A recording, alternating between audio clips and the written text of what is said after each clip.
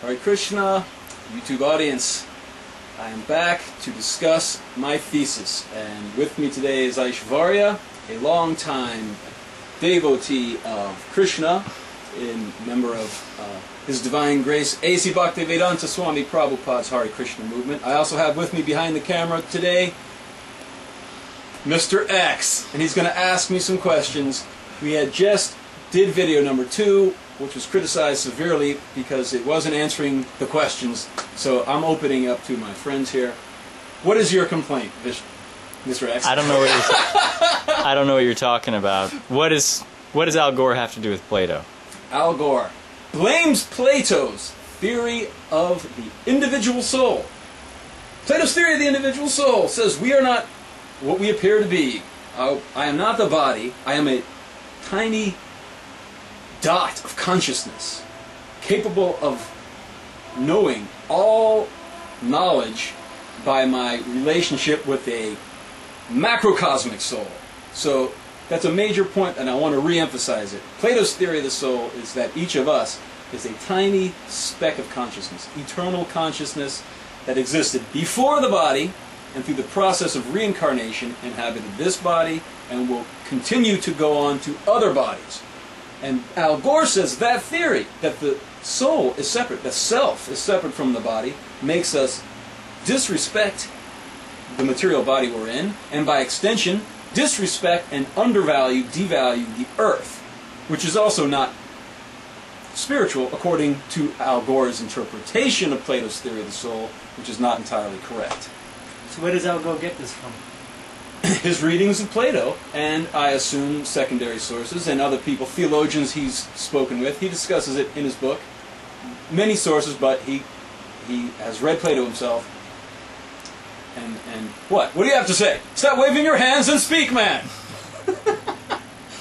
What's your question? That was the deal. What is your question? If you don't know it, the people don't know it, what's the question? It seems like you've covered a lot of ground, and you're kind of making a lot of assumptions. Like you're saying that you're making the assumption, and you're making the assertion that the soul, that there's a soul, that it's omniscient, right, and it has all this, it has all this knowledge. And I don't. What does it have to do with anything? I don't understand what you're talking about. All right. And what did you want something from me? Yeah, I want I want one thing I want from you. I want you to get out in the street and chant Hare Krishna, and that's what this is all about.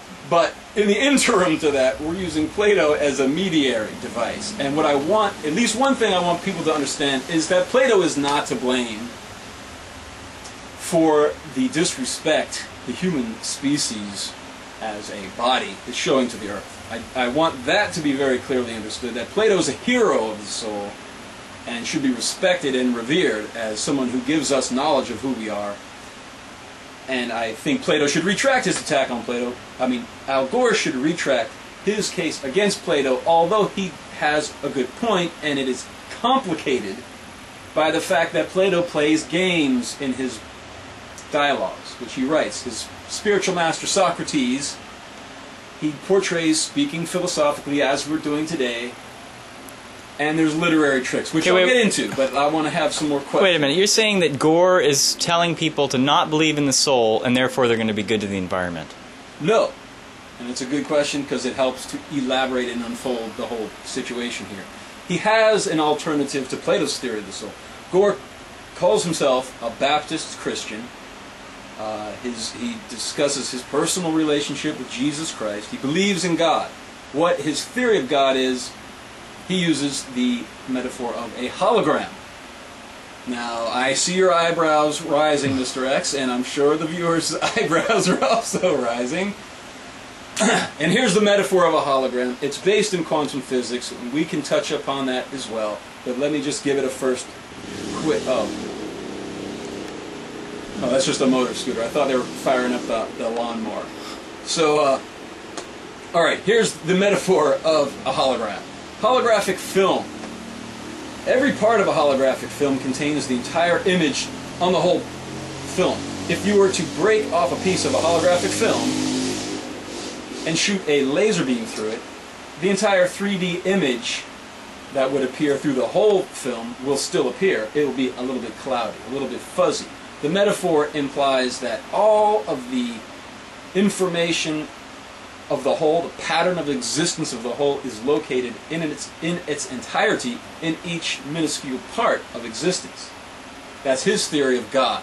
God is this omnipresent, holistic being. Holistic meaning the whole is present in each part. And that's what Plato also says. And the kicker is this.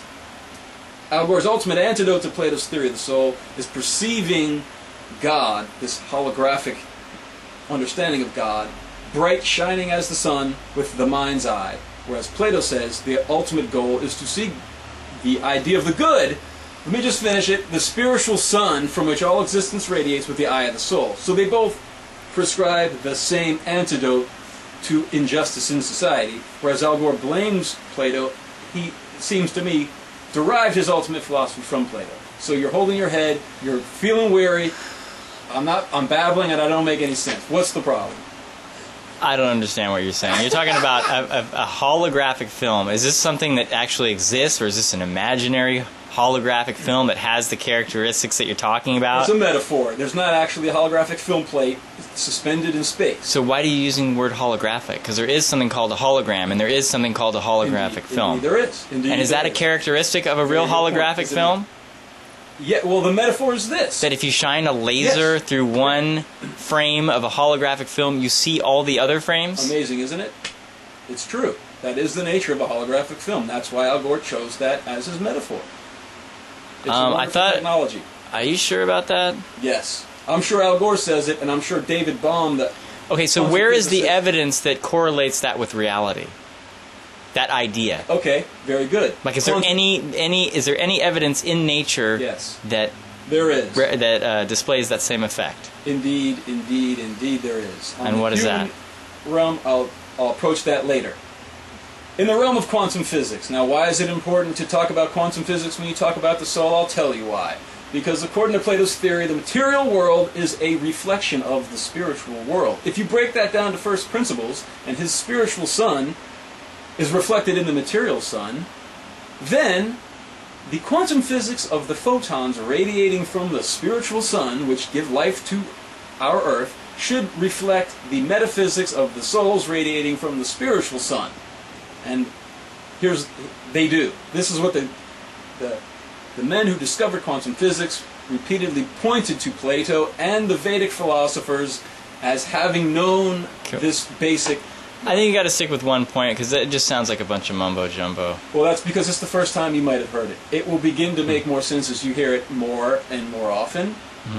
I'll try to repeat it again.